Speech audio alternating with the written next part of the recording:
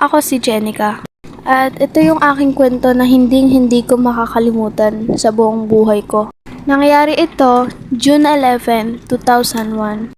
Isang araw, pumunta ako sa aking tiyahin upang kunin ang kulang na perang hiniram niya sa aking nanay. Papunta na ako at tanaw na tanaw ko na siya sa kanilang bintana. Kumakatok at tinatawag ko ang aking tita, ngunit walang lumalabas o wala man lang nasagot sa aking pagtawag.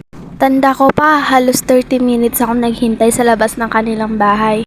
Umuwi na lang ako kasi iniisip ko baka may mangyaring masama pa sa akin doon at gabing-gabi na din. Makalipas lamang ang ilang minuto, biglang tumawag ang aking tiyahin.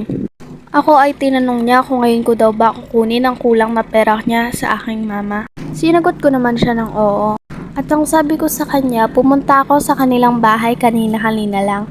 At ang sabi ko din sa kanya, bakit hindi niya ako pinagbuksan o hindi man lang sinagot ang pagtawag ko sa kanya.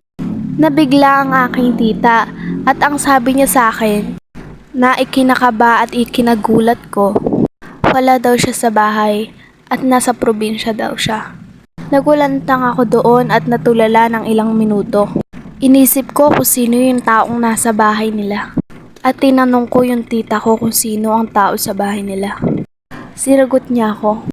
Wala daw taong natira doon sa bahay nila at pinadlock at pinatay niya daw ang lahat ng ilaw. Doon na ako kinabahan. Hanggang ngayon, hindi pa rin maalis sa isip ko ang pangyayaring iyon.